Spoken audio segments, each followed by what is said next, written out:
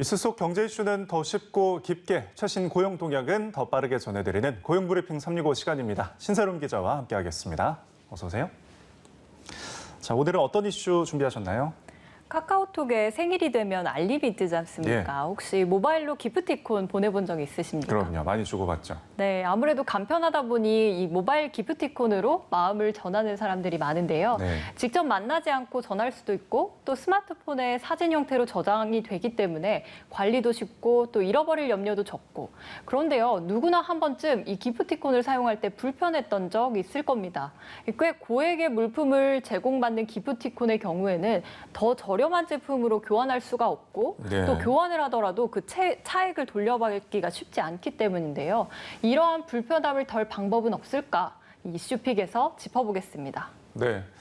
사실 기프티콘 편리한 데다 상품군도 없는 게 없을 정도로 정말 다양해졌는데요. 그렇다 보니까 더 자주 사용하게 되는 것 같아요. 네, 실제로 시장 규모도 그만큼 커졌습니다. 네. 이 온라인 선물하기 시장 규모는 2020년에 2조 9,983억 원입니다. 예. 이보다 4년 전과 비교해보면 거의 4배 가까이 폭발적인 성장 추이를 보였는데요. 좀 더 세부적으로 들여다보면요.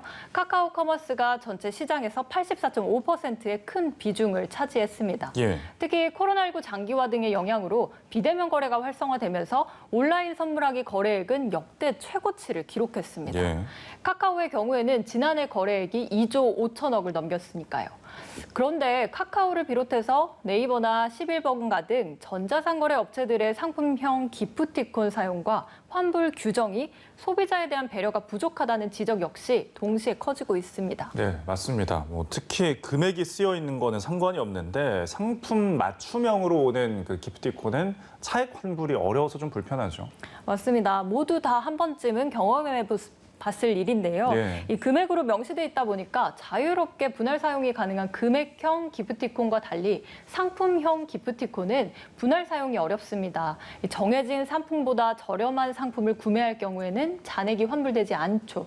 그래서 같은 상품을 구매하거나 그렇게 같은 상품을 구매하기 어렵다 보면 더 비싼 상품을 구매해서 차액을 추가 지불하는 방식으로만 사용을 하게 됩니다. 네, 소비자들의 불편을 업체 역시 모르지 않을 텐데 왜 이런 구조가 되는 걸까요?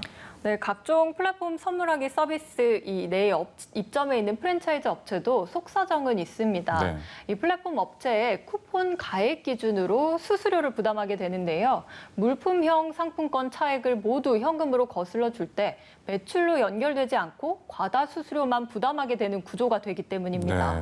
네. 이 반면에 전자상거래 업체들은 상품형 기프티콘은 금액형과 달리 기재된 상품을 1대1로 교환하는 증서기 때문에 다른 상품으로 교환해주는 건 각 사용처인 매장들이 고객 편의를 위해서 결정하는 부분이라고 설명하는데요.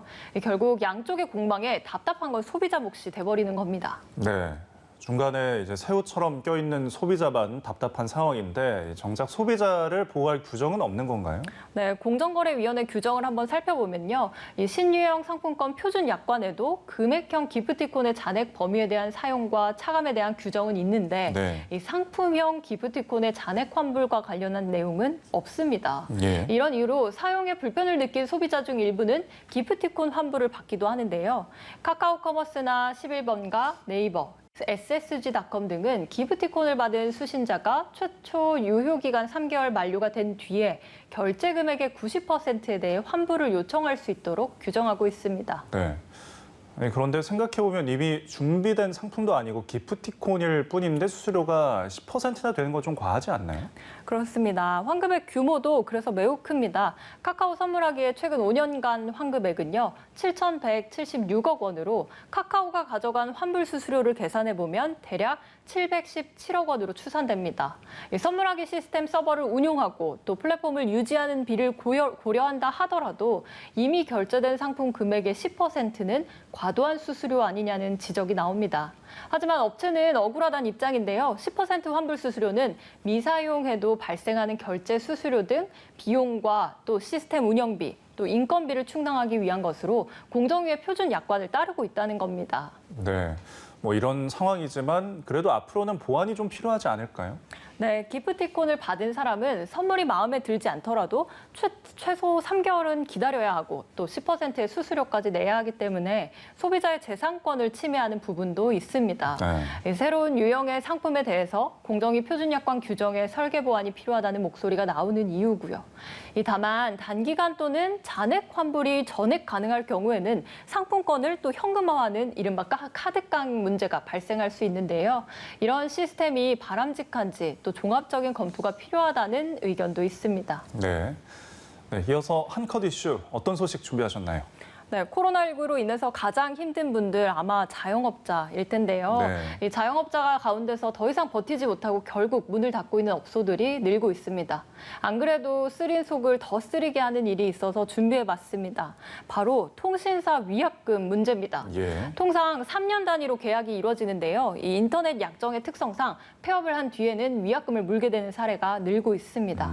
폐업 등의 사례가 반영됐을 것으로 추정되는 통신 3사의 인터넷 해지 건수는 코로나19 전후로 비교해보면 9% 정도 증가하고 또 18%까지 늘어난 것도 있었습니다. 그런데도 통신 3사는 코로나19로 인한 폐업이라고 하더라도 기존의 규정을 그대로 적용해서 약정 기간 내 해지기 때문에 위약금을 물리고 있는 겁니다. 네. 기업의 입장도 이해가 가지만 코로나19라는 이 특수한 상황 속에서 갑작스런 폐업이 안 그래도 힘든 자영업자들 정말 더 답답할 것 같습니다. 네, 폐업을 하고 싶어도 폐업 비용이 부담스러워서 폐업하기가 어렵다 이렇게 말하는 자영업자도 있는데요. 예. 이 기업들은 상생 차원에서 노력이 필요할 것 같다는 지적에 통신 3사는 코로나 폐업 자영업자들에 대한 위약금 정책에 대해서는 검토를 들어간 상황입니다. 네. 그런데 폐업한 자영업자뿐만 아니라 뭐 인터넷 약정 시스템 때문에 일반 소비자들도 곤란한 경우가 종종 있지 않나요? 네, 오피스텔이나 원룸, 이런 고시원, 이런 집합 건물에서 사는 경우에 발생하는 통신 3사의 독점 계약 경쟁 과열로 소비자 피해가 발생한다는 지적이 나오고 있습니다. 예. 다른 통신 상품을 사용하던 소비자가 해당 가구로 이사를 할 경우에는 기존 계약을 해지해야 하는 상황 때문인데요. 이 과정에서 해당 소비자들은 위약금을 물 수밖에 없게 되어 있습니다. 통신 3사는 이 같은 사각지대를 활용해서 이익을 누리고 소비자의 피해만 커지는 구조입니다. 네, 기업의 이익이 발생할 부분은 모든 정책과 시행도 일사천리지만 소비자의 불편을 개선하는 데는 기업의 움직임이 좀 하명차사라는 생각이 드는 건 비단 저뿐이 아닐 것 같습니다. 오늘도 신세롬 기자와 함께했습니다. 고맙습니다. 지금까지 고용브리핑 365였습니다.